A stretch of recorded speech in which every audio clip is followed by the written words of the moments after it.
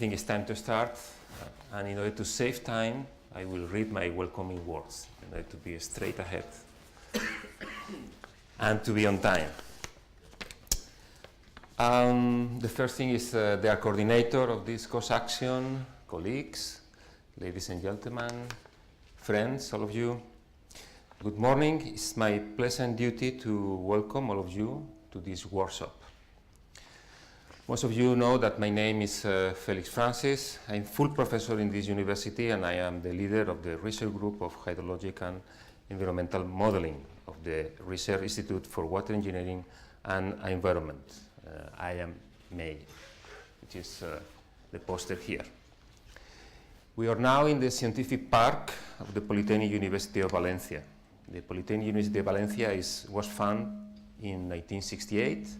Therefore, we can say that it is a young university, especially compared with the other public university of the city, which is something like 500 years old.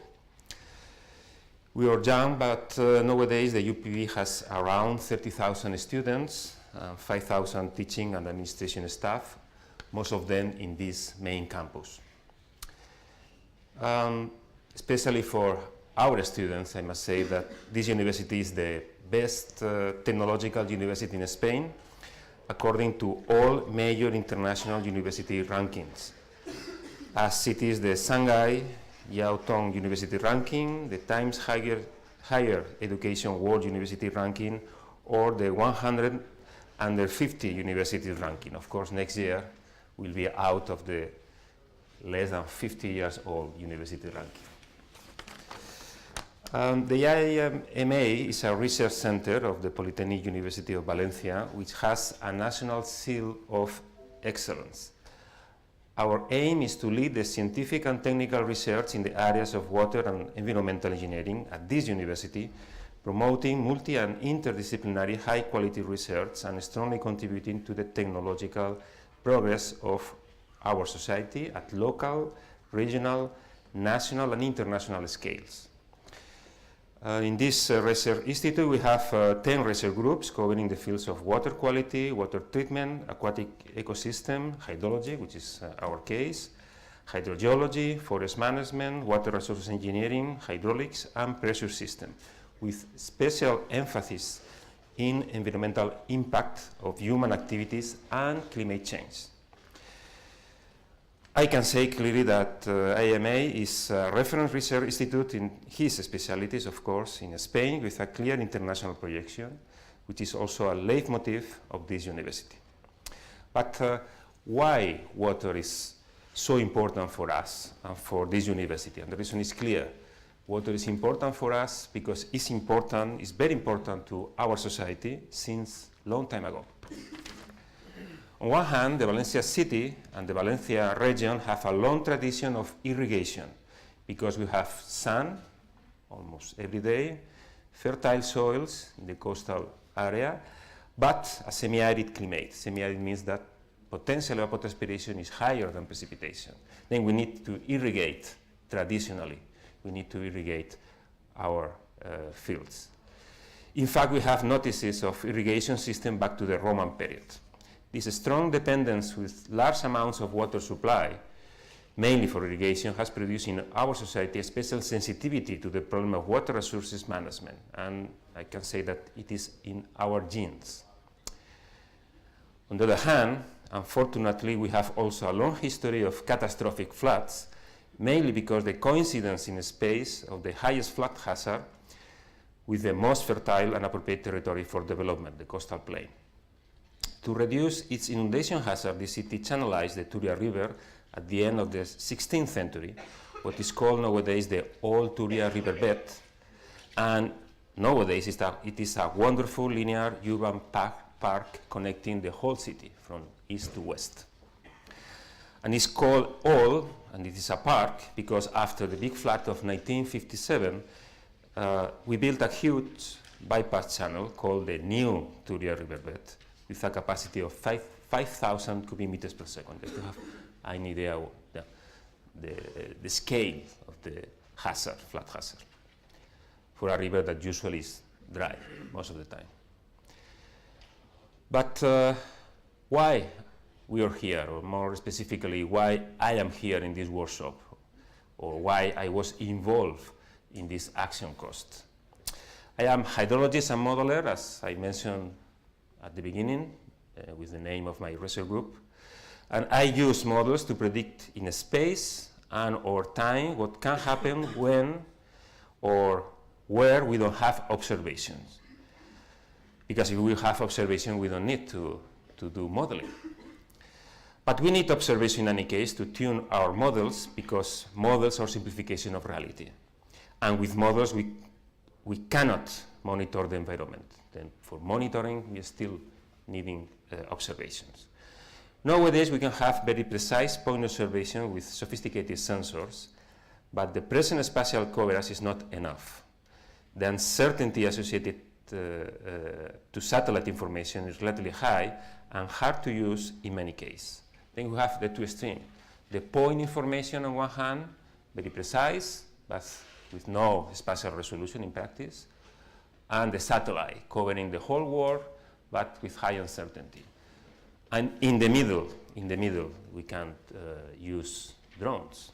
And many aerial systems have a considerable potential to radically evolve environmental monitoring, linking these two different scales, the point and the satellite, in my opinion. I think all members of the Harmonious Course Action, and probably the rest of you, are aware of the monitoring potential of these platforms. Potential means, at least in Spanish, I believe, and also in English, that there is a large number of unexploited possibilities of the use of drones. And this is the main objective of this course action and this kickoff workshop, which is to provide a comprehensive overview of recent research investigation and application of UAS in environmental monitoring, and also identify research challenges for the coming years. So enjoy this workshop. Thank you.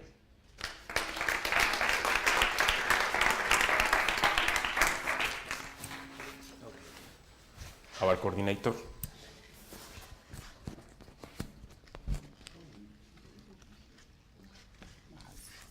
It's okay.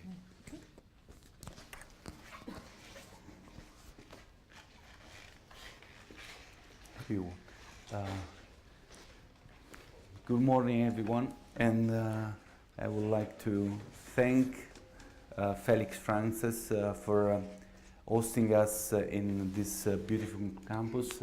I really appreciated your presentation.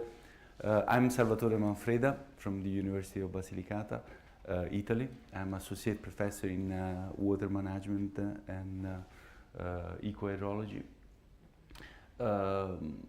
I have this short introduction that is essentially aimed to describe shortly the cost action that we are running and we are introducing with this workshop.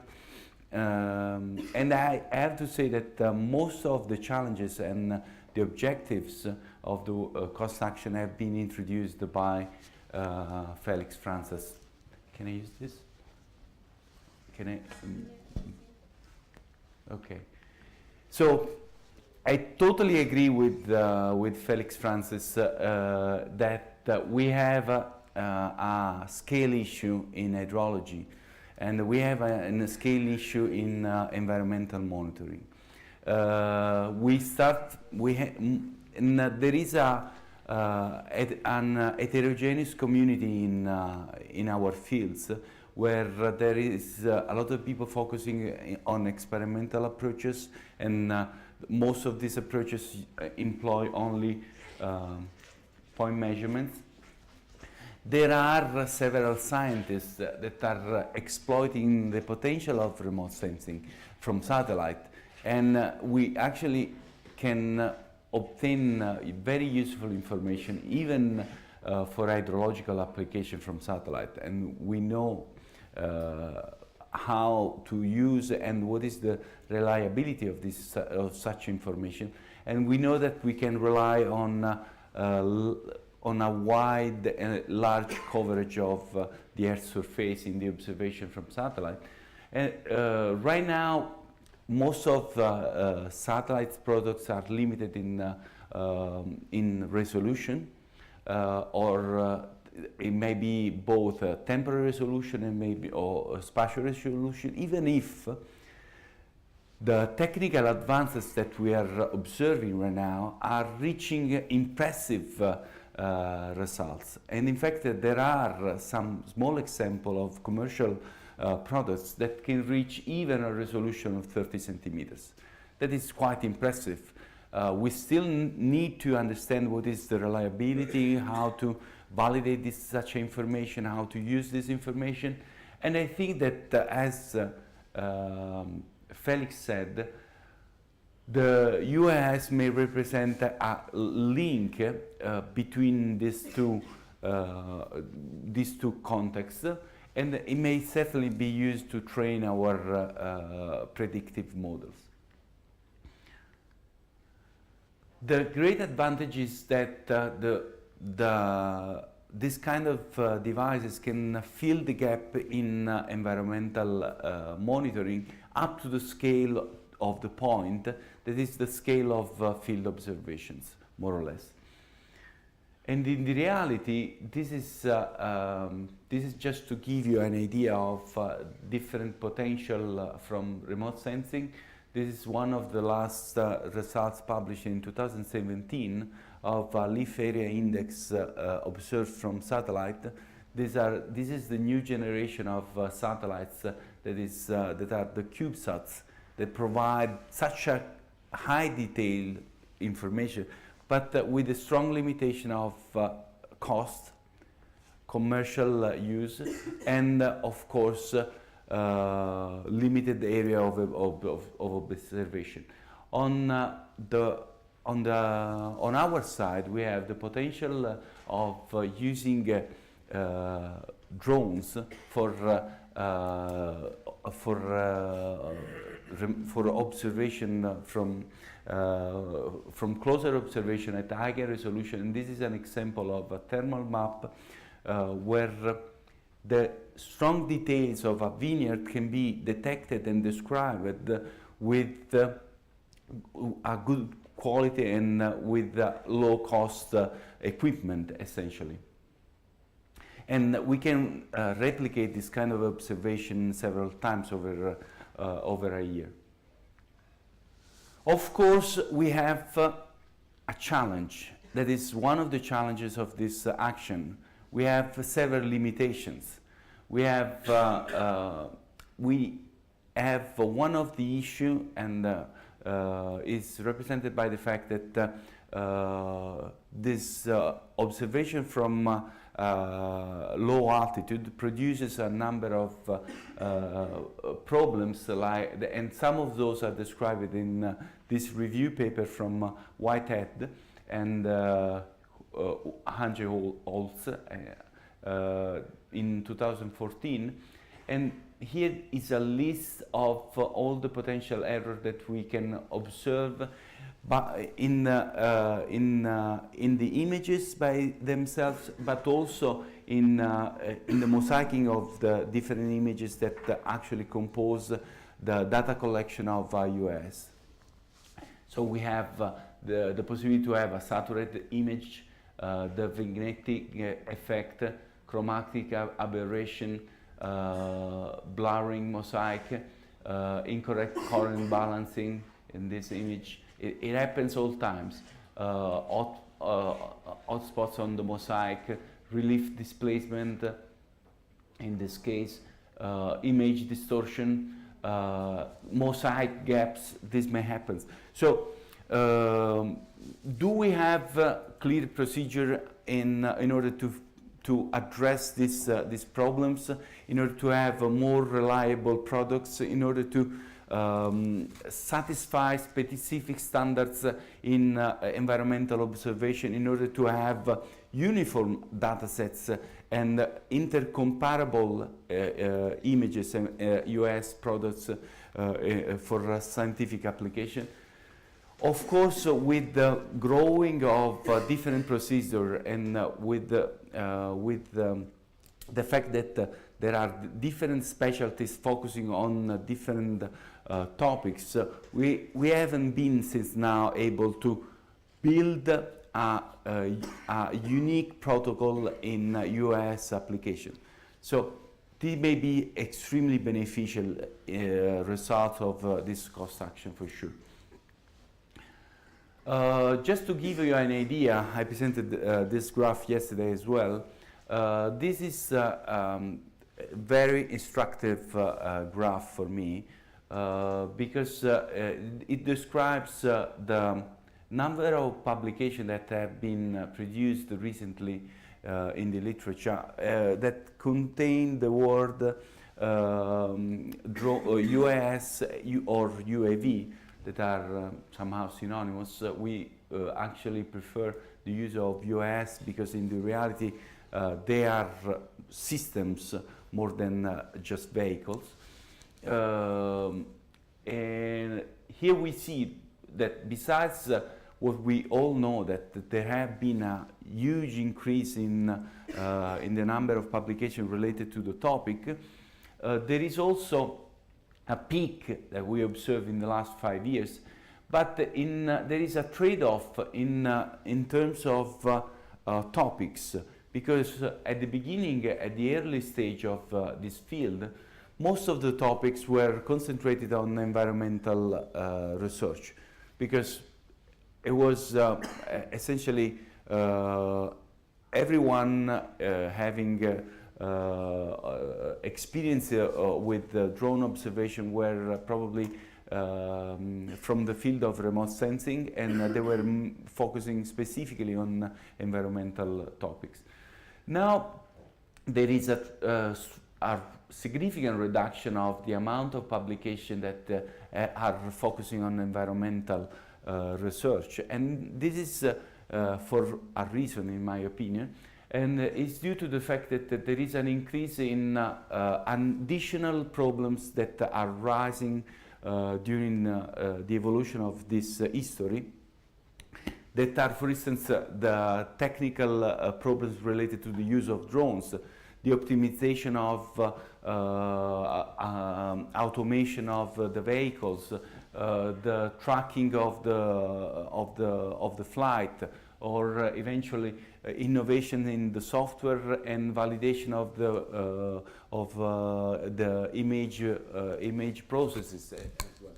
So, or eventually image correction is also another topic that has been addressed.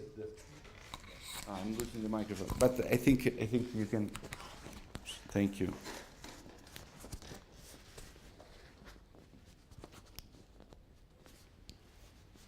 Okay.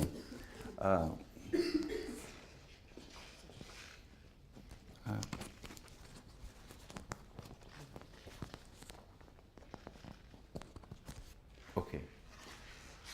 So I make it the long story short, and I just introduce you this is just an introduction of the topic and the level of attention that is around this specific topic. I think we have an excellent program today. We have been able to attract the attention of about 31 countries with this action. The action is organized in 5 working groups. For those that are here just today, the working groups are open, so if there is anyone that is willing to join one of the working groups, this is the structure of the working groups. The final aim is try to identify protocols in order to solve the data processing, to harmonize the data process of the use of UAS images, to use these images in order to monitor vegetation status, in order to monitor the soil moisture content, in order to monitor the river system in terms of morphology and discharge, and finally try to identify protocols for all these topics, in different environmental and climatic contexts. Sorry, this is certainly a challenge, and we believe that different environment in different environment we probably have to deal with different problems. And here you also see the leaders of these working groups, and you can refer to them eventually if you want to join the working groups that will continue the activities on Friday morning, in order to identify the flow path for the next year. The action lasts 4 years in total, so we are just at the beginning of this path. This is the home page that you can reach, and where we will actually upload all the presentation of today, the presentation of the coming years, and also the output of the program that is promoting also joint collaboration and joint publication in the action. We have also a Twitter account. The Twitter account, I said yesterday, is just at the beginning. So, but it's constantly updated, so you can find information on this Twitter account. We also have a Facebook page that where you can get all the information and all the updates about the action. And these are a summary of activities that has been planned for the next year.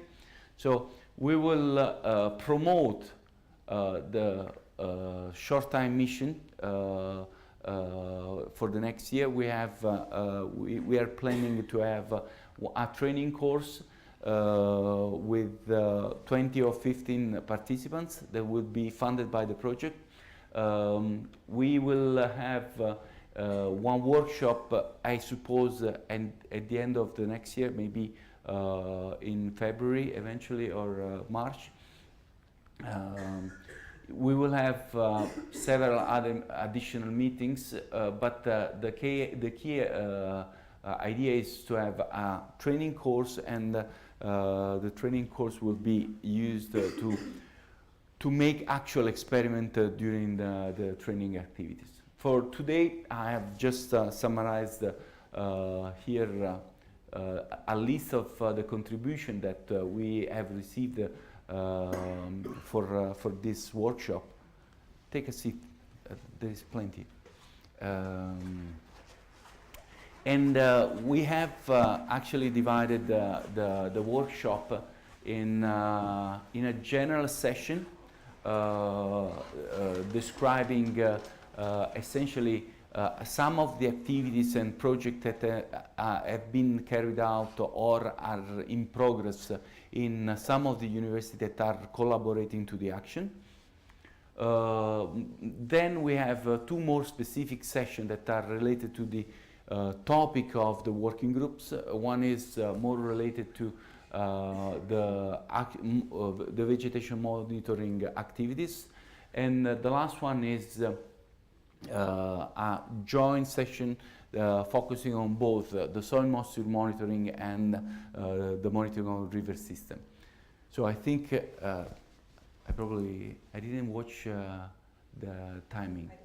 Yeah, okay. So probably we will. Okay, that's okay. It's my fault. Okay, so enjoy the meeting, and thanks a lot.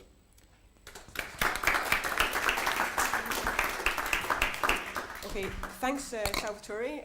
My name's Pauline Miller from the James Hutton Institute in the UK, and I'm chairing this first session on UAS for environmental monitoring.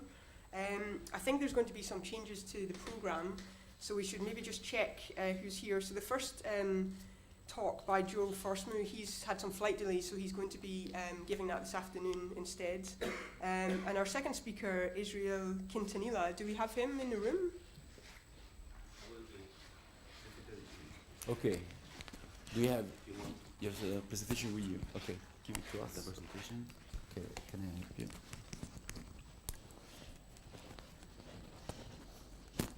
Okay.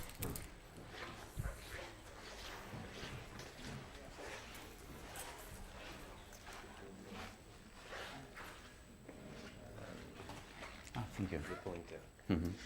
As usual. Okay, so while we Probably not perfect. get the presentation uploaded, Israel is from the Polytechnic University of Valencia, and he will be speaking about development of European and Spanish regulations for RPAS. I should also mention that we've got a timing device. So there's 12 minutes for the talk, and then 3 minutes after that for questions. The green light will stay until 10 minutes, and then we will have 2 minutes on the yellow light, and then goes to red. But if some of the speakers are not here, we might have a little bit more time for questions, so we can see how it goes.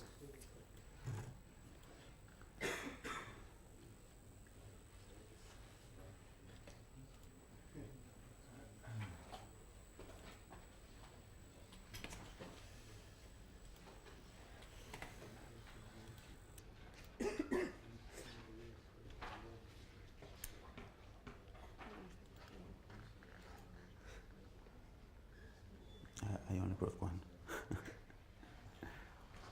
Well, I hope it works.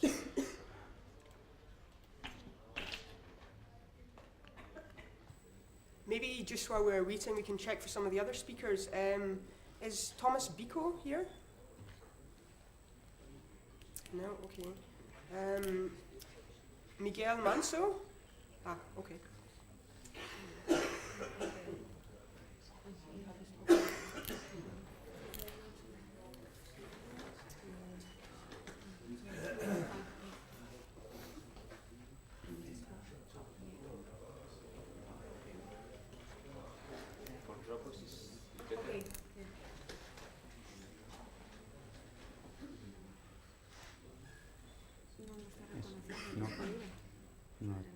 No he traído más copia. Sí, lo cargo. Es de Dropbox.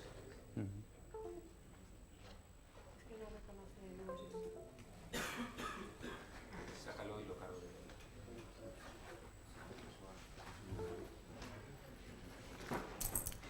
A ver.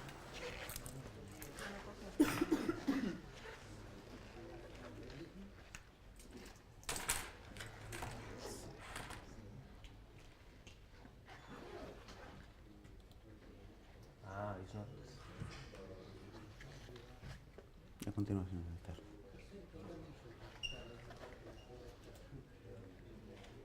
Dentro de cost. Y es... Bueno, no, vamos No, a cargarlo. ¿Cuál? A ver si le ve esta. Regulations. Sí.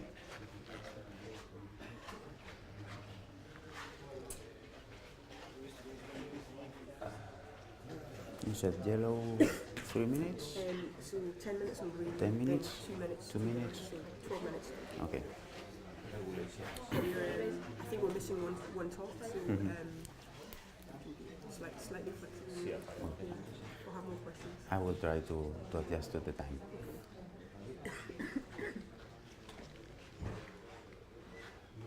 Si no, lo voy cargando.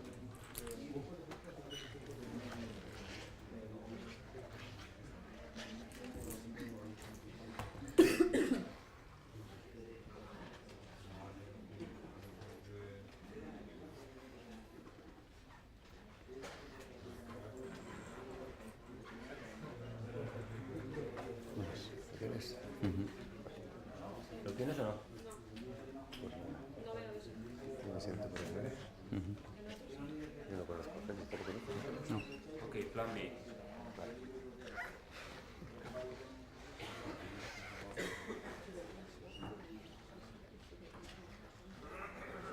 Yours? Sí. Unfortunately, you must Ah, es verdad. with, With the arrows, Yeah. for example.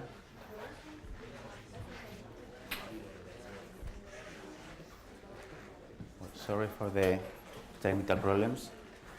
Well, I am Pedro Juste. I'm not Israel Quintanilla, who has just arrived. And I'm going to present this presentation in which we are going to talk about the development of the European and Spanish regulations. I will focus more on the European regulation as we have an international audience today. And I would like to talk about these things. First of all, I would like to present what we are doing in this university, which are the different research groups which are working with ARPAs and how we are managing it. And then I will focus more on the European regulations and just give a slide picture of the new Spanish regulation which has been just approved. First of all, we have in the Universitat Politecnica de Valencia, we have a number of research groups. Lately, we have a new commission that has been approved, which is an official commission to coordinate all these research groups working with ARPAs. This is a formal requirement because with the Spanish regulation, as we are going to see with every regulation, every international regulation, we are considering drones as aircraft, and because of that, everything has to be done according to civil aviation authorities, and because of that, every person, physical or every organization that wants to work with ARPAs, being an aircraft, I'm talking about ARPAs, about UAS, or I'm considering all of them as similar. Every person who wants to work with aircraft has to go through some requirements.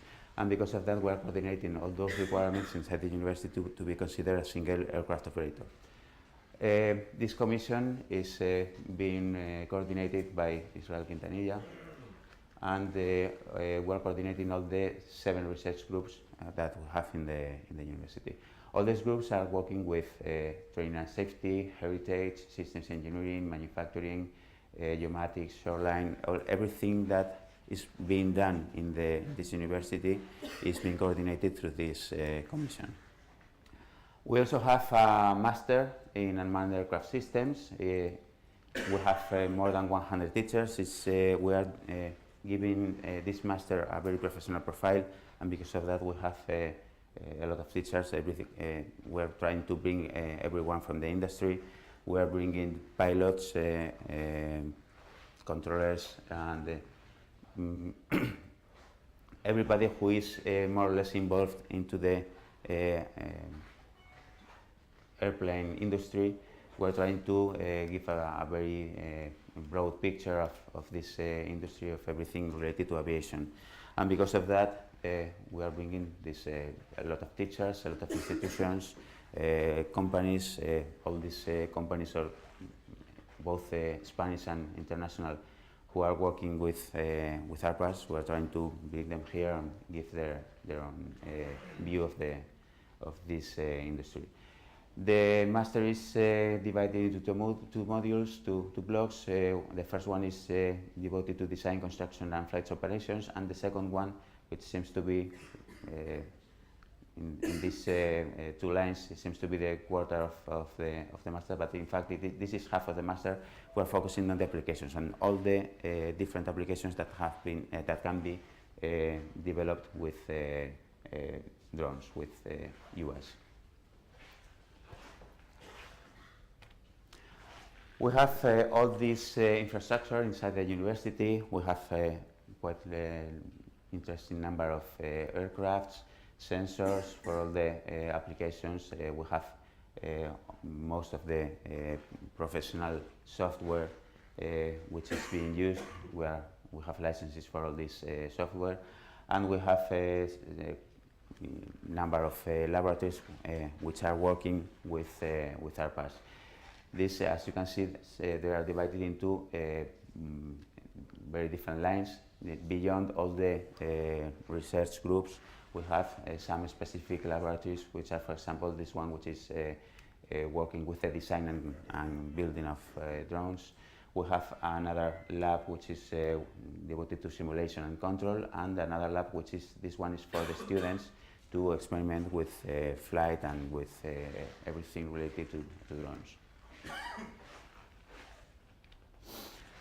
All these are the research lines. I don't know now all of them personally, but I know that for all these points that you can see here, we have someone in this university working with that field. For example, we have in civil engineering, control, tracking, prospection. We have all of these lines being worked in this university.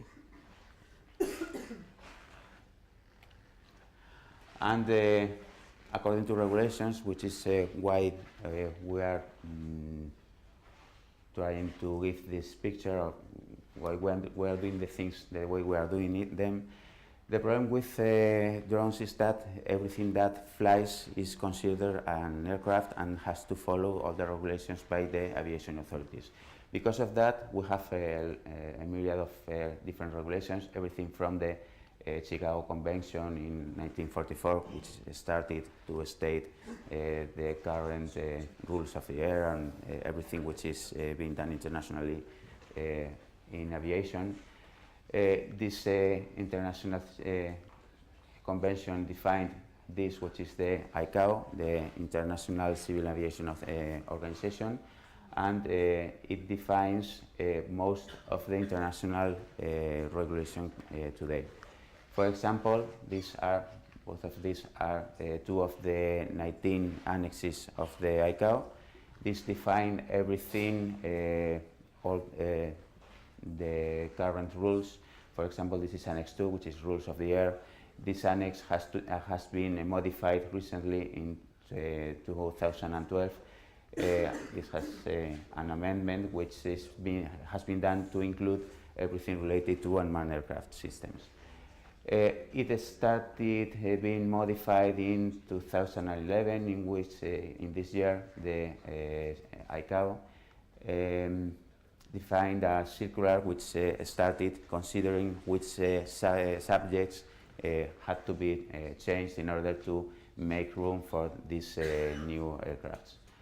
Lately, in 2015, this circular evolved into a manual, and currently we have a manual defined by the ICAO, which is again the International Civil Aviation Organization, and this manual defines how things have to be done and how the different annexes have to be modified in order to be able to do things according to a minimum standard of safety.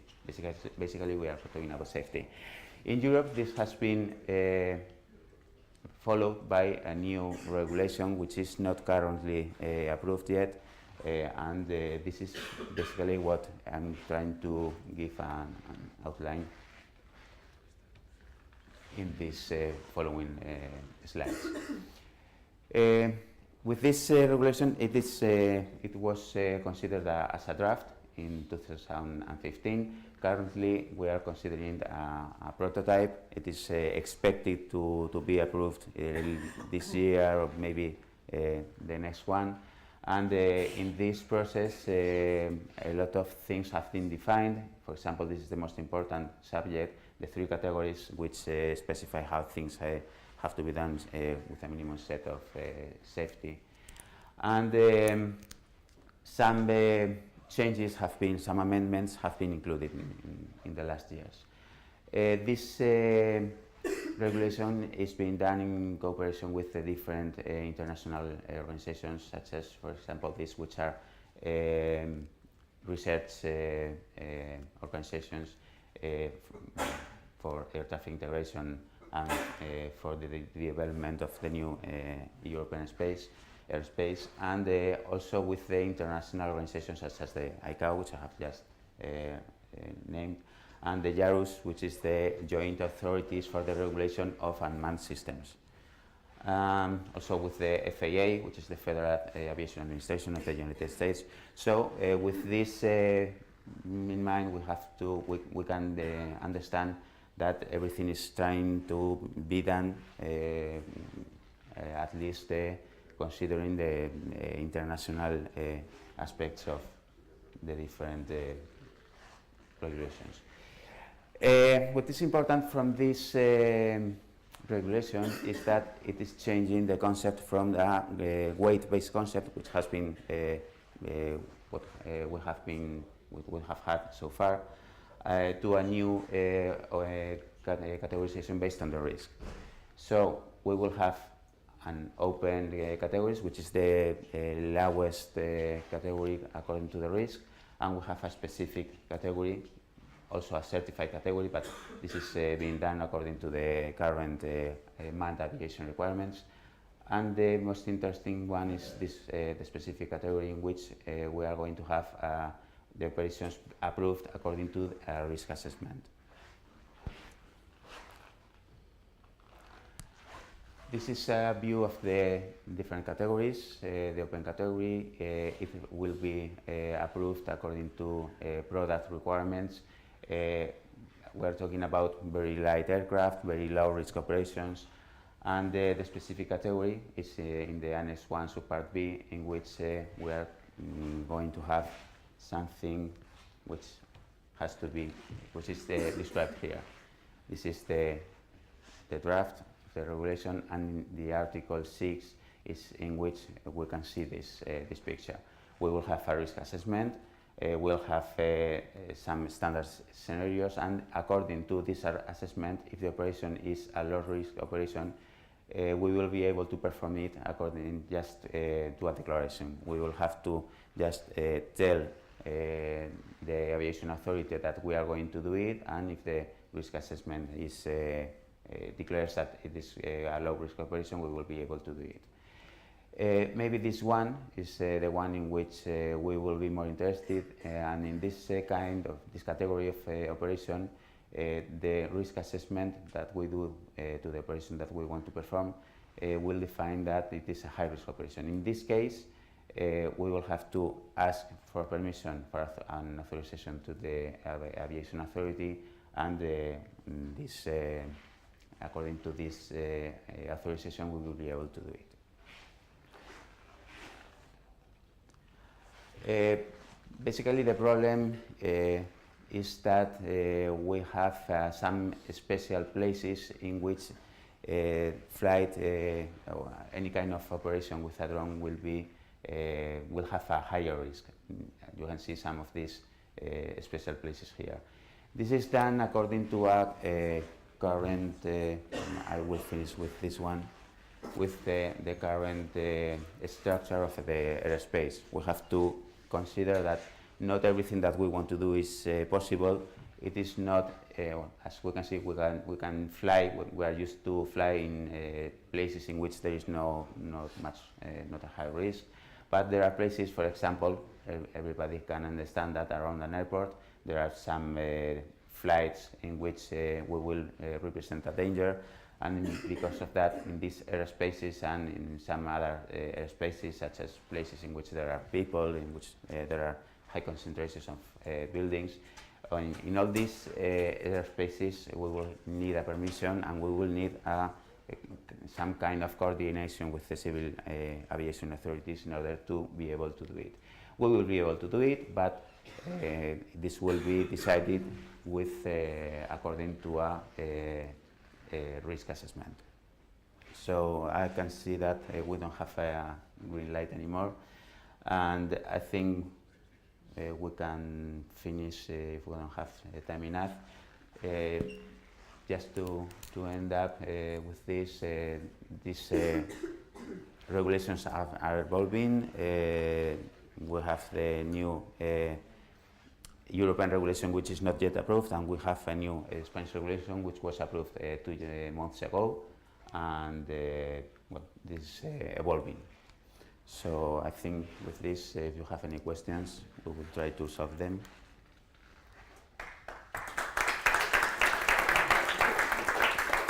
Okay, thanks Israel. This is really interesting to hear of this initiative, because I think safe and responsible operations obviously really important, and the UAS community is really moving to become much more professional right across Europe.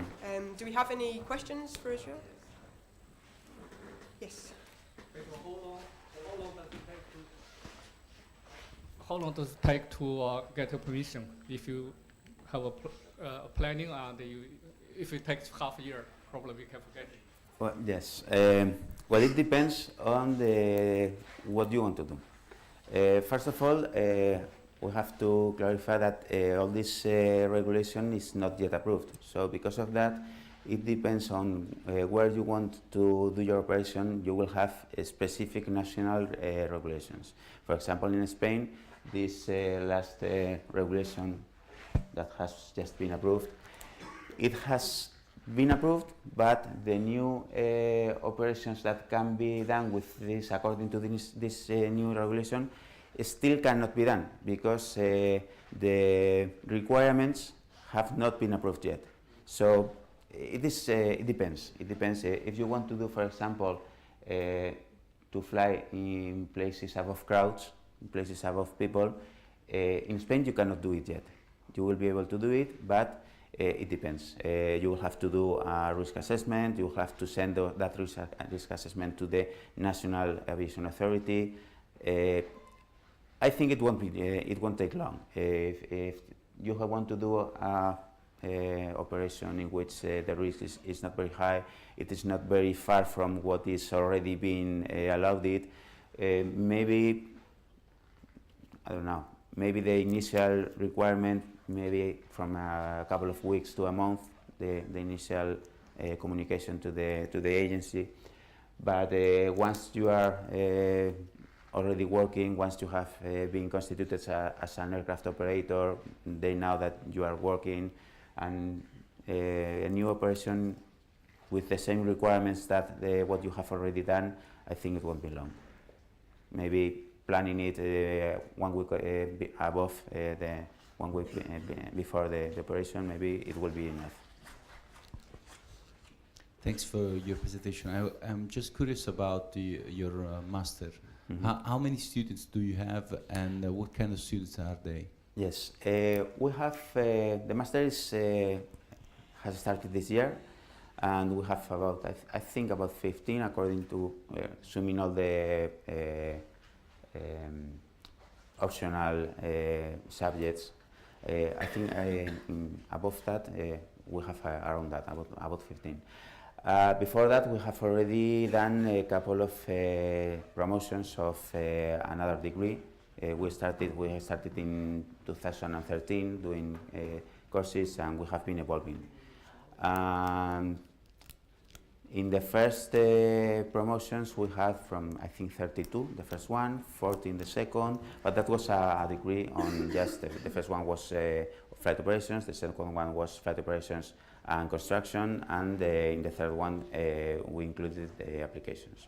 So with the following promotions, we have been increasing the scope. And the profile of the students, being a master, is we are I think mostly we have students from our university. Maybe 1/3 of them are students of aircraft engineering, aeronautic engineering. Another third maybe come from the field of geomatics. They are more used to the applications and they want to learn more on the aircraft side. And the other third is probably mixed between the different subjects of the university. I think this is a very broad field, and many people with many different subjects are interested into this. Okay, thanks, Israel. I think we'll move to the next speaker now.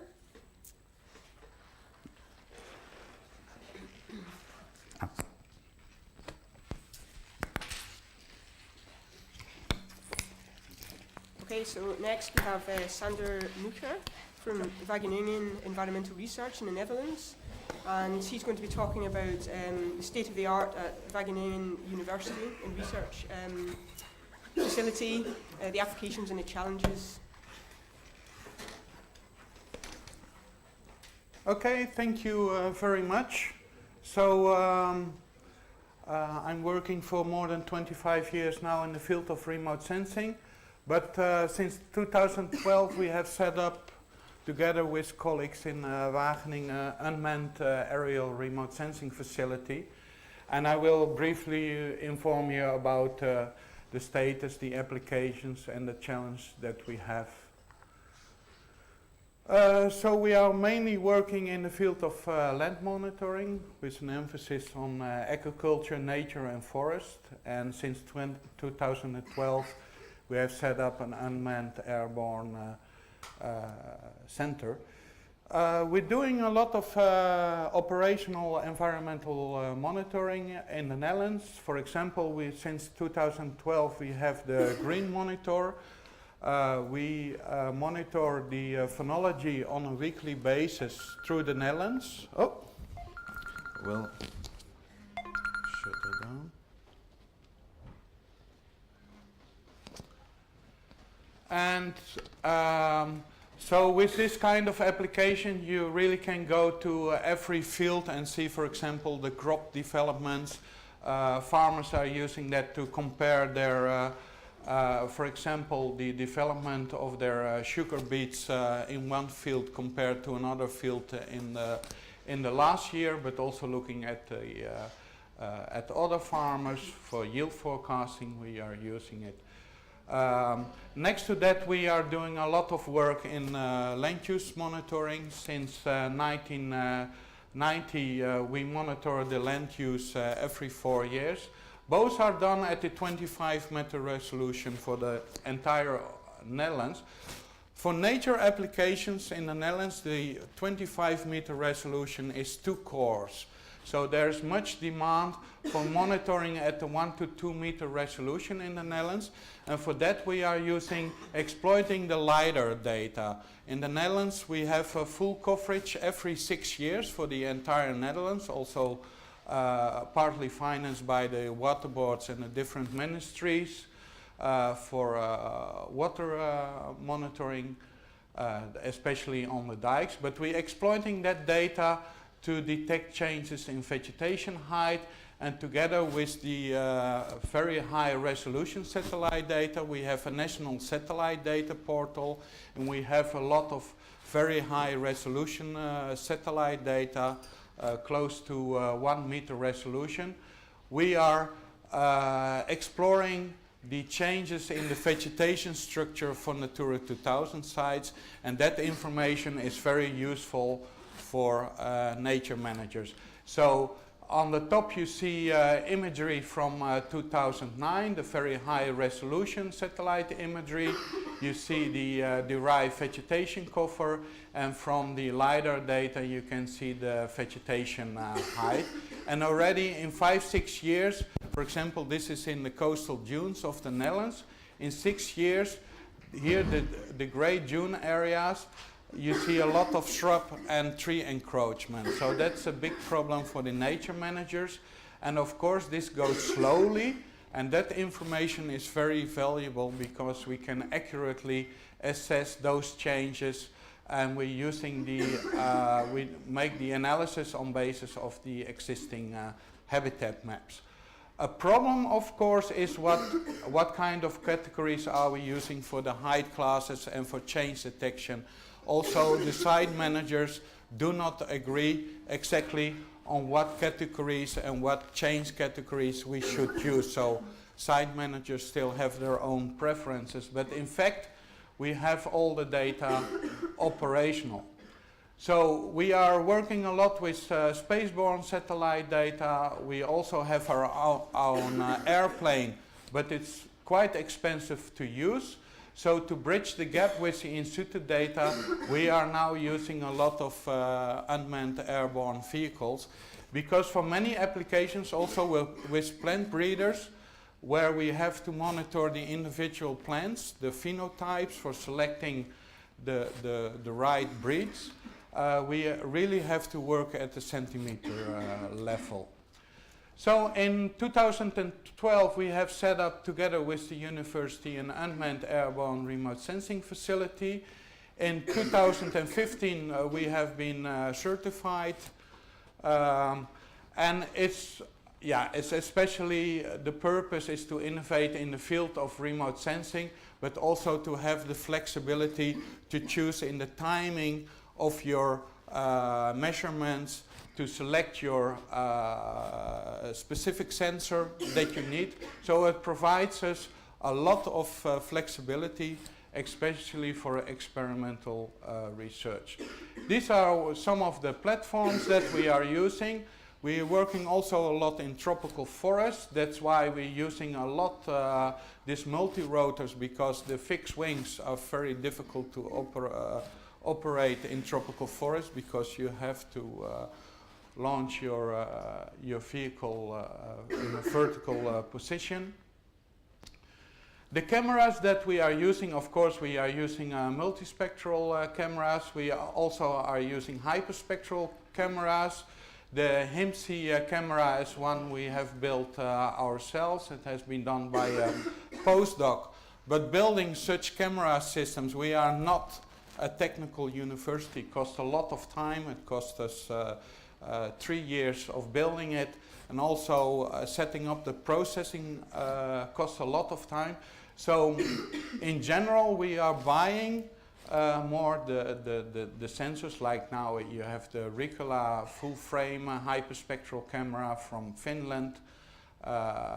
So it's more convenient to use the existing new camera systems and develop new applications for that. We're working as well with thermal data and with LiDAR scanners, which I will talk later on. And all our UV processing work, we use the backward engineering approach, which means that we first look at the application. What do we want? What do we want to monitor? What kind of task maps do we want to produce? That determines what kind of variables or products we have to make. And then in the end, we decide on which is the best platform to be used, a multi-rotor or a fixed wing, and which sensor we use. And then we have the whole processing chain. This is our newest equipment. It's a very expensive equipment, cost about 300,000 euros. But it has a size of 2 by 2 meters, almost 25 kilograms. Here you can see the laser scanner. The laser scanner can make 350,000 measurements per second. It has also 2 RGB cameras on the side, and it can fly for around 30 minutes on one set of batteries. The camera itself, the laser scanner, weighs 3.5 kilograms. It can measure from a maximum distance of 550 meters. Minimum distance is 3 meters, and it can almost has a field of view almost 360 degrees, which is 330. And the Regal system is very good in having a regular point pattern system. It has an embedded GNS inertial system, which is very important. And we, next to the cloud points, we have the intensity, we have the RGB color values, and the return number. Airborne laser scanner for us is very efficient, because at the university there was already a lot of experience with terrestrial laser scanner. In green you can see the terrestrial laser scanner, and in yellow, I don't know if you can see it very clearly, you can see what we measure with the airborne laser scanner. And you see, of course, that at the top of the forest we have more measurements with the airborne, and at the bottom we have more measurements with the terrestrial laser scanner. But both types of measurements go, let's say, also the airborne laser scanner really goes, you have yellow points here, you have yellow points there, and you have also yellow points at the bottom. So, and it's much more efficient to use, especially in forest, with an airborne laser scanner than walking around with a terrestrial laser scanner, in which you can do 1 hectare, you need, for example, 5 days.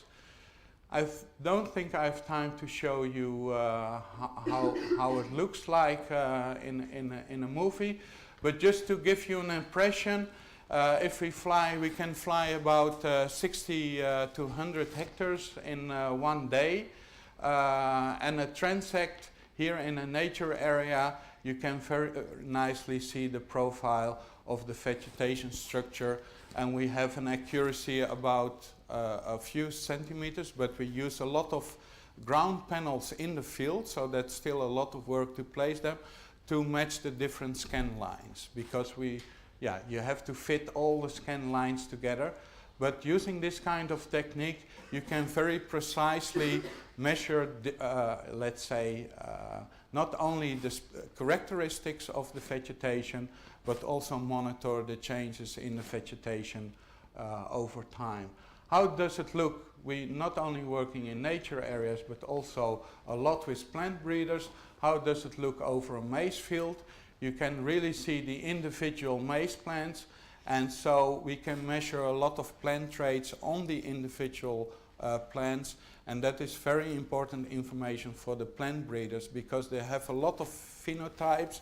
They have, for example, a field with 10 hectares with 3,500 experimental plots, and so far they do all the measurements by hand, while when you can do it, many of the measurements like plant height, the amount of emergence, the plant count, by using this kind of applications, it's much more efficient. And for example, you can then summarize per experimental plot the average plant height. So typical products are these ones, like digital elevation model, digital surface model, crop height, object height models, vegetation structure. For a lot of the processing we are using the Regal software. We're developing surface now not only in vegetation mapping, but also, like I said, in agriculture, in forest, but also in geomorphology, on coastal and dike monitoring and archaeology. But we stay more away from where we also use the LiDAR camera for the corridor mapping and the surveying. So concluding, with the UAV research facility, we have set up consistent processing chains for time series analysis using hyperspectral thermal data, laser data. We are very good at the moment at determining vegetation height, biomass, counting, crop development, but in terms of water stress with thermal, already a little bit less, but if we talk about nutrient stress and pests and diseases, still a lot of developments has to be done. One of the problems is once we have the variables, still the bottleneck is how do we implement it exactly within the management plans of terrain managers, for example. They do not agree exactly about how it should be implemented. So from an operational perspective, also there we still have to do a lot of work. And much of the investments is now going on in very precise geolocated 3D measurements, really to be able to work at the, with an accuracy of 1 to 3 centimeters. It costs us still a lot of time. Also for the operational work, working beyond line of sight or extended line of sight will be very important for us for the operational work to provide the services, because you don't want to limit yourself to too small areas. And then we have to translate them not only to dedicated applications, but also to simple applications together with commercial enterprises, which can really develop it in a commercial and long-term way to provide the services. Okay, thank you.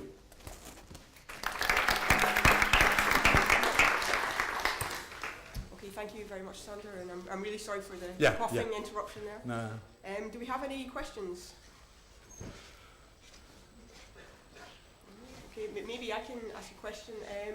I'm interested to know how the spatial resolution of the UAV LiDAR compares to airborne LiDAR systems. The amount of measurements per square meter is like much higher. Yeah. So the airborne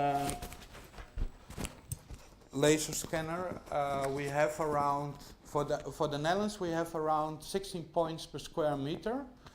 With the airborne, the UAV laser scanner, we have around 500 points per square meter. And with the terrestrial laser scanner, it's really like a few thousand points per square meter. So that's a quite big difference. Also, when you're looking at plant traits. Do you have any difficulties in terms of handling the data set of that size? Not yet, but we see that we have so many campaigns that we're running very fast out of, let's say, it's a lot of processing, it's a lot of storage. So we're also working, it's a lot of investments on the data infrastructure. That's true. Yeah. Just a quick question. So you're working together with private enterprises so that they can use it Yes. themselves. How far along are you? Are farmers, breeders, private enterprises, are they starting to use drones, or is it Yes. something exotic? How's it going with that? Well, you could say it's still exotic because it's limited in the amount of farmers that are using it, but there's a lot of interest in it, and the Dutch government is really stimulating in a public-private enterprise working together.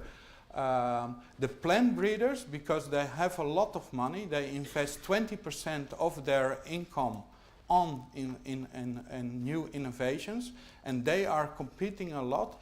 They are very eager to use the, let's say, the big plant breeders to implement this kind of new technology, while the individual farmers, there is still, I would say, a few farmers walking in front, like Jacob van der Borne, who's using it, but it's still, let's say, in development. But the Dutch government really wants to integrate the drone applications within the farm management within the near future.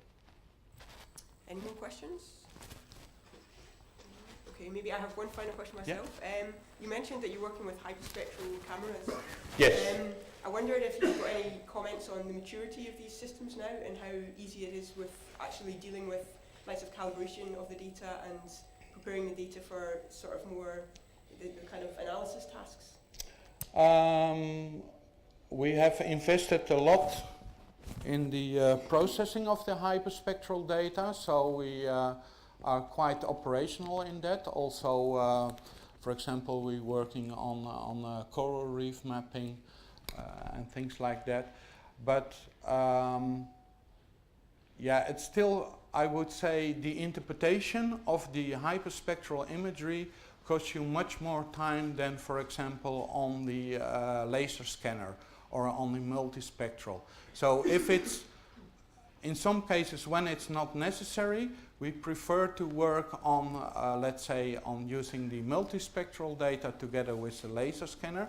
For many applications that is sufficient, but for pests and diseases, for nitrogen, for very specific applications, we really have to use the hyperspectral data.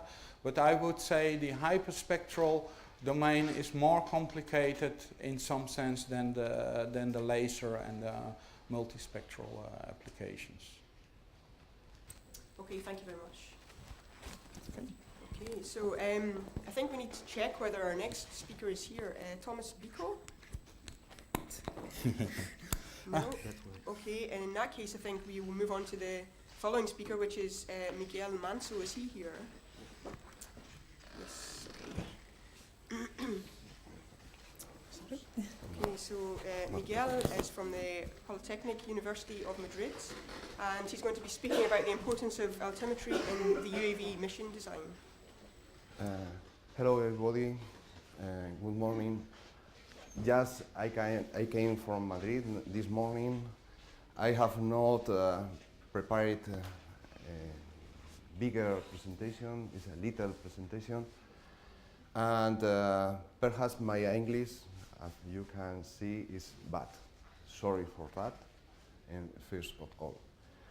I came from Polytechnic University of Madrid, from Technical School of Surveyor Engineering and Mapping, department of these studies, but my background is telecommunication engineer, and since 2 years ago we are landing in this field, and year past you have UAS, and we are starting to manage, to pilot, and to mount, to construct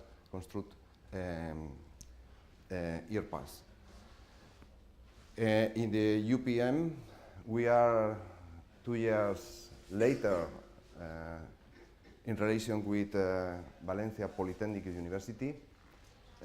We are starting to be operator, earpass operator, and so this is the current situation now for us. Well, this presentation, I hope that this is not a wrong, an error or a mistake, sorry.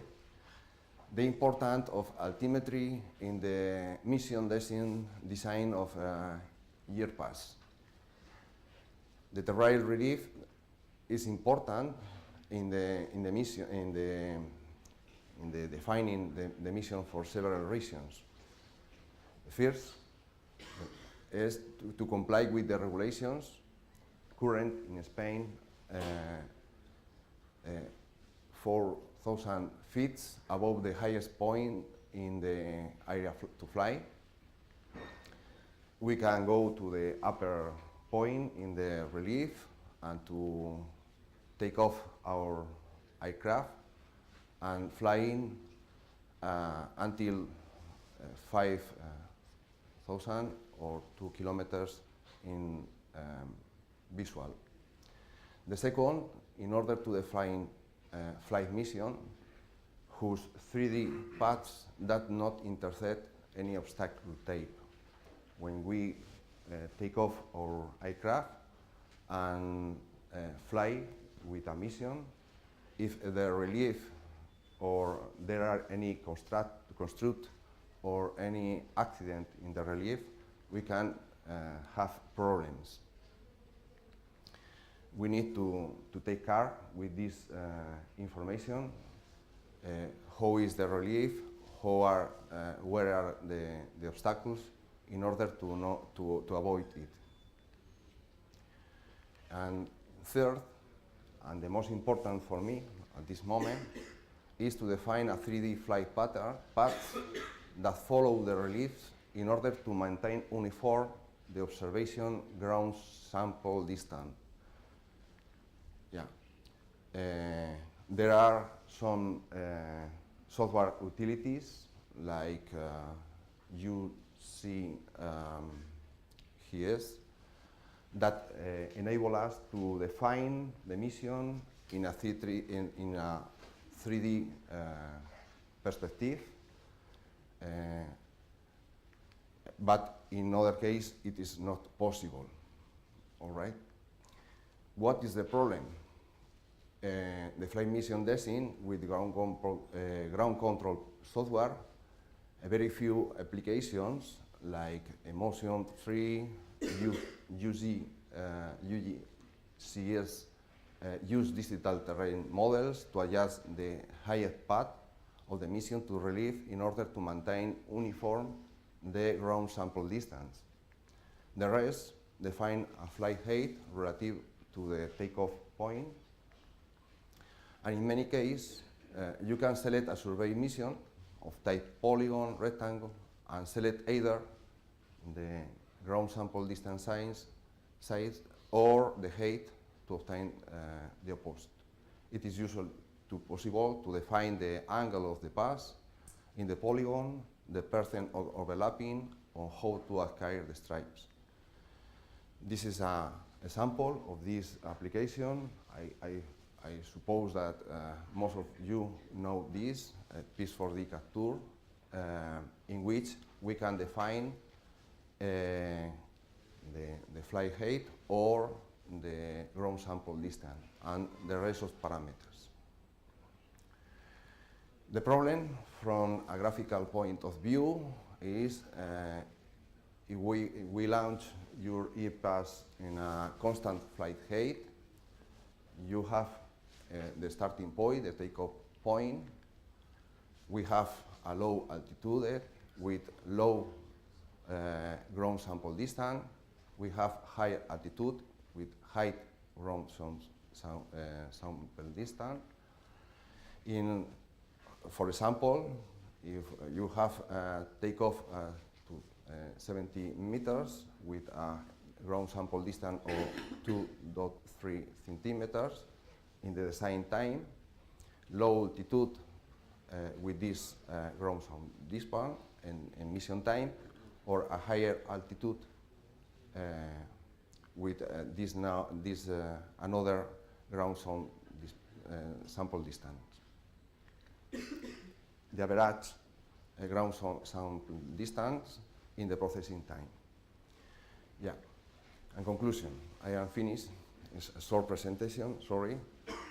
In addition to advancing in model, algorithm, and calculation, calculating implementation of the corrections, we shall move forward in the design and implementing of intelligent application for the design of the flight mission that guarantee the safety of the operation, the defining flight path to generate uniform ground sample distance. All of this so that the final product or to match surface model index of any kind are harmonious. And it is all. Thank you very much.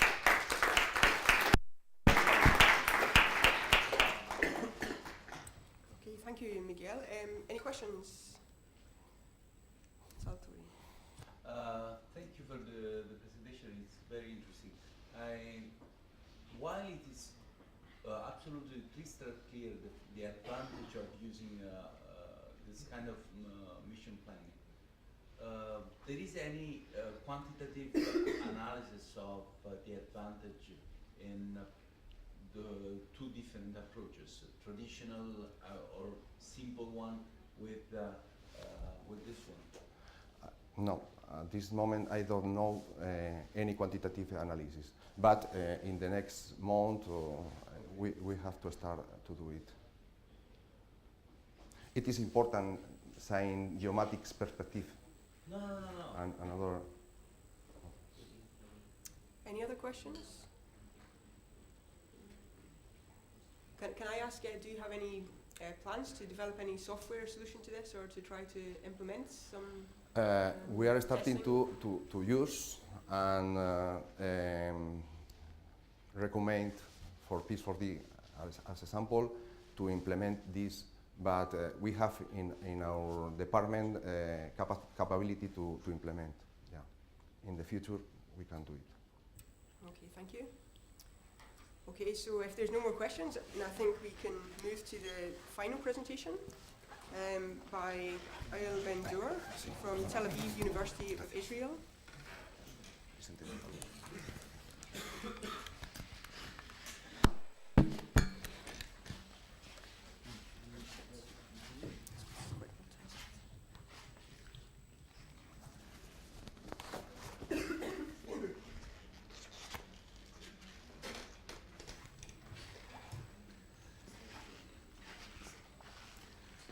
Thank you for your kind invitation and for your introduction. My name is Eyal Ben-Dor.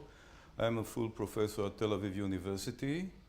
I'm heading the remote sensing laboratory at Geography Department of School of Earth Science. And in my background, I'm a soil scientist and I'm working 25 years in hyperspectral remote sensing issues, of course including soil applications, but also other applications as well. And I would like to speak today about applications. And the application, of course, will be the soil. So the title of my presentation is Soil Spectral Library for Quantitative Mapping of the Soil Surface. And this is the first slide who is trying to explore what is soil in order to give you some introduction to the importance of soil. So soil is, the definition is the upper layer of earth, 0 to 2 meters, and it a closed surface material which is dug, plowed, and being medium for plants to grow. So actually the interface between the atmosphere, biosphere, lithosphere, hydrosphere, and eventually an article published a few weeks ago says that soil is the forgotten piece of the water, food, energy nexus. So it is very important to understand that soil is the basic for vegetation, for agriculture, and for CO2 sequestrations and so forth. The definition number 2 is about soil spectral information. So soil spectroscopy is the reflectance or emission either in the thermal region of the electromagnetic radiation that interacts with the soil matter across the spectral regions that I have just mentioned between 0.5 to 14 micrometer. So this is just an example how soil spectra like in 1,200 bands. There is a very strong linkage between image spectroscopy and spectroscopy. And it is actually one very interesting thing that have been investigated for vegetation and water, and the question how soil can be related to hyperspectroscopy or image spectroscopy as we call it. It's not that simple, but we solved the problem. And the idea is that soil spectroscopy has a fingerprint, a very precise fingerprint, physically basis and chemically basis. The fingerprint is actually belonging to each soil or to each material on the earth by the fingerprints. Okay. Now it's better. Maybe here.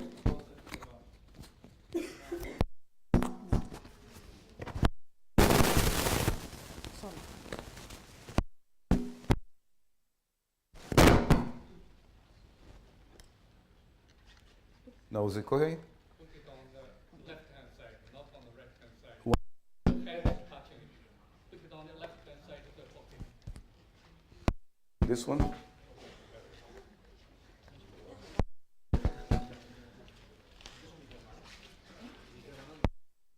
My heart stabilizer is here.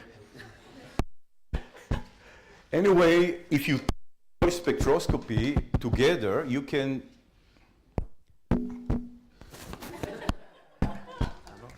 It's another one for other origin. Okay.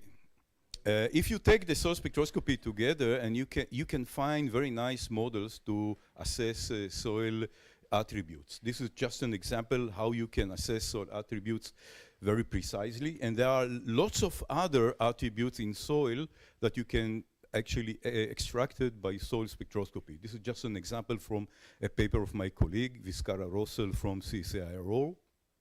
It's one example from a table. This is another example from his table. So there are lots of attributes that can be extracted from soil spectroscopy.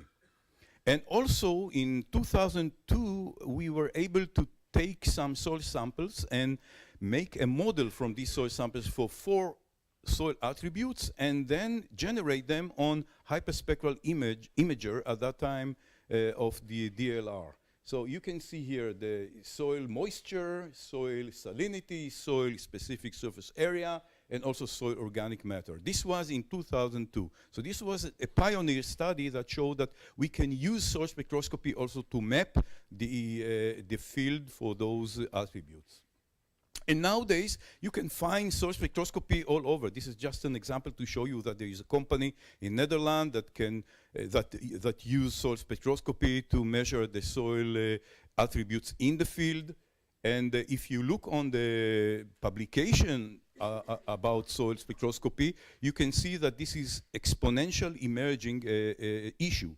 And this is point spectroscopy using the spectrometer, but there are also exponential growth with the image spectroscopy of soil.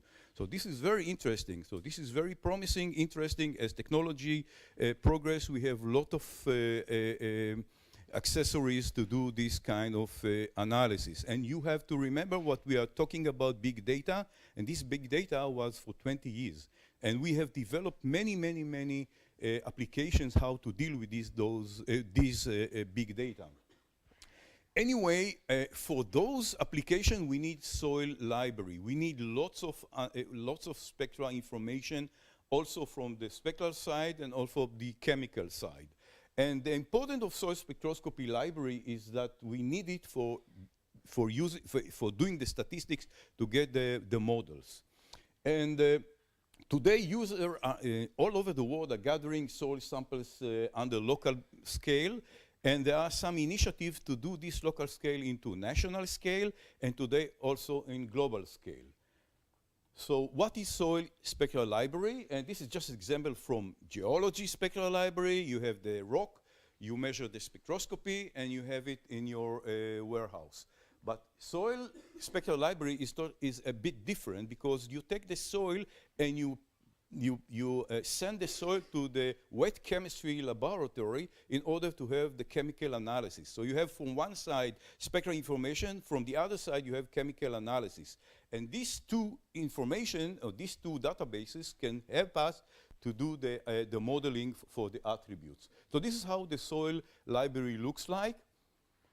And it was the first paper showing the soil spectral library. It was of Stoner and Baumgartner in 1983, and they just show that they can get 4,000 samples from the US and gather them by eyes, by cognitive processing or assessment, and no computing here. So they have developed a method to discriminate the soil spectral information of US into 5 groups, not more than that. But today, as I said, we have developed many applications how to deal with this very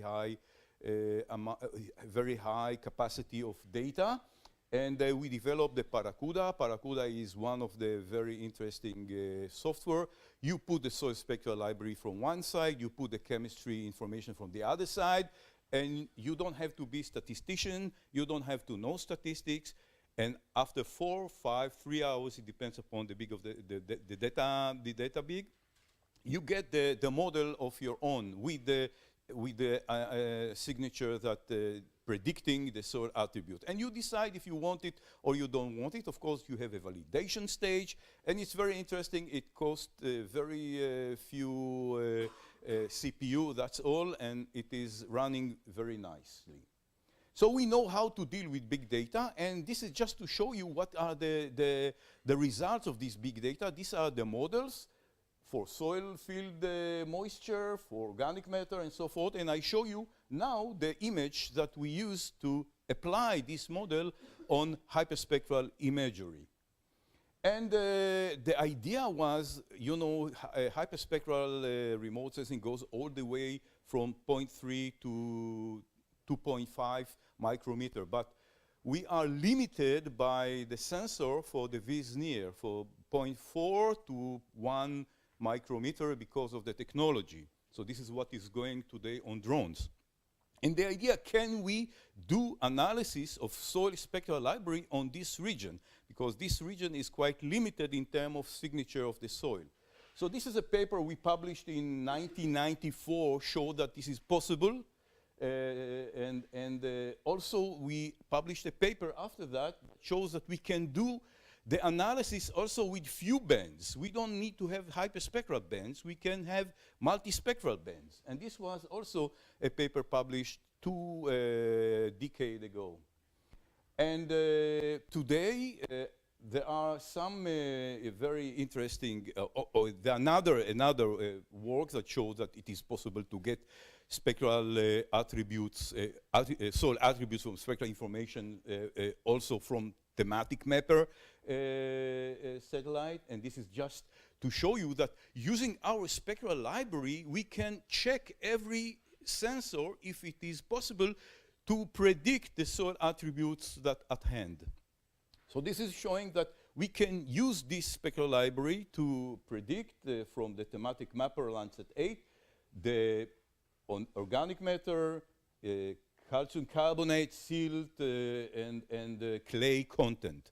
So it's really neat, a database that can be used to predict if our sensor is capable to get the attributes at hand.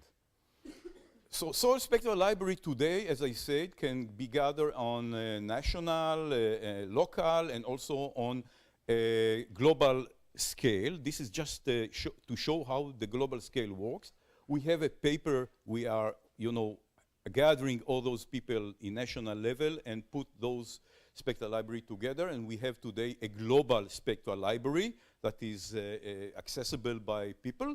And by this soil spectral library, you can get the information to get the model for your field. This is the partners that are part of these initiatives all over the world, as you see, and this is growing issue. And also in Europe, there is a soil spectral library, a FLUCAS spectral library. You're probably aware about that. And this is also free for the public to use. And the most important thing about this soil spectral library, I showed you the 2002 paper, the pioneer paper, that you can use information from the field and map the field. But now, in 3 weeks ago, it was a paper published by my colleague that showed that he can use LUCAS spectral library, which is all Europe information, and take this spectral library automatically and predict the field that he in question. So this is a big advantage. It's much better than our work in 2002, because now you can use the soil spectral library that sits somewhere in the computer of ESA, whatever, and you can provide your information or the latitude or the geographic information of your field, and you can get the soil information for your own without going to the field. So it's a big advantage. So what is the problem actually that we are facing today with soil spectral library? People, from local level, people are collecting soil, sending them to the laboratory, measure the spectral information, and they have a soil spectral library for their own. This is very good. But how we can, communicate it and how we can merge all this information together? The global soil spectral library is with every user's protocol. So the problem is that we have no common protocol. And this protocol, if you measure soil or you measure any kind of material you measure with spectroscopy, you see that there is big difference if you have different protocol. So we developed a standardization protocol. It's a paper published in 2013, and this protocol and standardization is now used by many people global-wide. And this is just the book that is showing how to use it, and this is eventually free of charge. You can browse in the CCIRO and get this protocol for your manual for your own if you want. But these are all the countries today that are measuring soil spectral library by a single standardization process. So this means that we can gather all the information from those countries in order to get precise modeling for soil attributes as we want, and we don't have to go to the field anymore. And the idea, of course, is to use this information by somehow with drones and other aircraft and even in satellite, and have a chip that is actually programmed to get the soil attributes in question for your field and measure the field. And one of the exercises I did before I came here was to take one of the sensors that can fly on drones, and this is map IR, and it has this is the here you see the spectral configuration of the sensor. And once we use this information into the library to get the idea if we can get a good or at least a reasonable modeling for soil attributes, this is what we get. So we can get silica content, organic matter, of course, clay content, iron content, and calcium carbonate content with this configuration. So this is very nice that we can actually check our sensor every time with the database we have. I would like to put a note here about one of the initiatives that I'm part of. This is the UFAR ASBL. And UFAR is a fusion of airborne imaging and point spectroscopy with this is main aircraft fleet of Europe.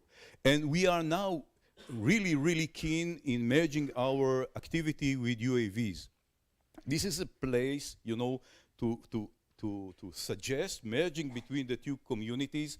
UFAR will have money for a training course, also money for transnational access. We can use both manned aircraft and drone together in one of the summer school or even with joint activity research. So you can browse on UFAR internet website and see how we are very active for 8 years already. And to sum up my talk, I would say that spectral libraries are generated on a regional, national, continental, and global scales. And standard protocols are very important to merge those information together in order to be used by you, by us, or by everybody without going to the field. And soil spectral library can be used to check performance of sensor for emission, and soil spectral library can be used to map soil properties, and not only soil moisture as we do here, and the important for the future utilization of UAV sensor as well. Thank you very much for your attention.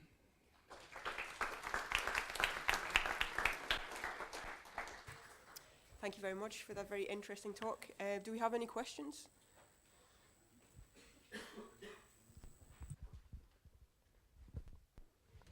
Hello. So do you think in the future a UAV is going to replace the point sampling to provide data for satellite, or it will be a different intermediate scale? How, at the end, how do you envisage the fusion of this multi-scale information? I really think that, you know,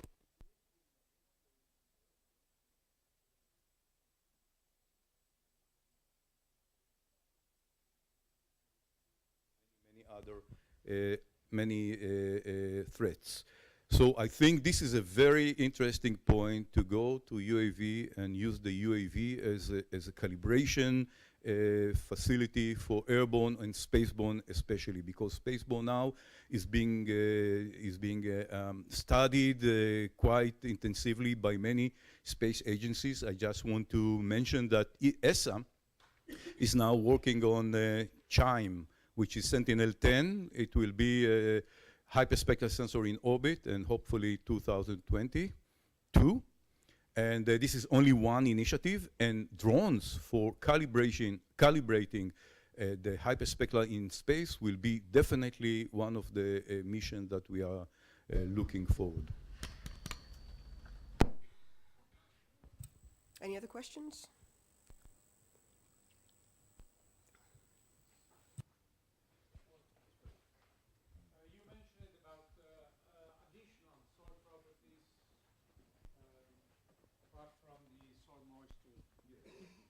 More specific. You mean only soil organic carbon? Yes, soil organic carbon definitely. This is one of the most studied issues in my community. So also clay, also soil structure. Clay content, you mean? Clay content, soil structure, soil iron oxide, soil iron, even soil fertility.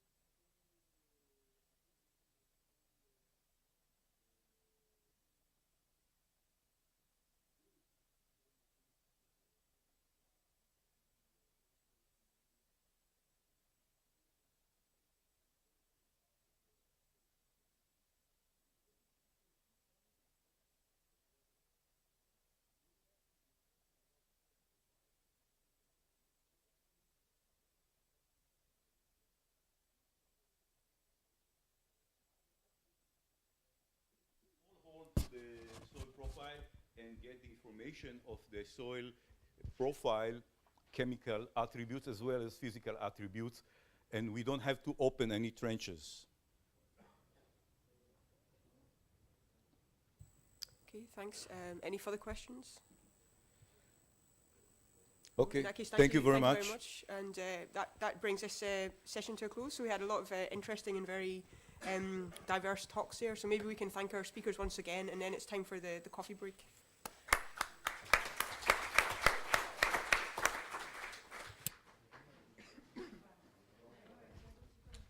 Well, now is the coffee break. The coffee is in the purple cube, which is in just next to this building. This cube in that direction, in 5 steps. And we must come back at what time? I remember? At 11.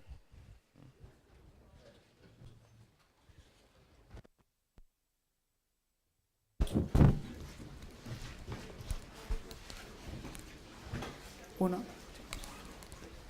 ¿Qué pasa?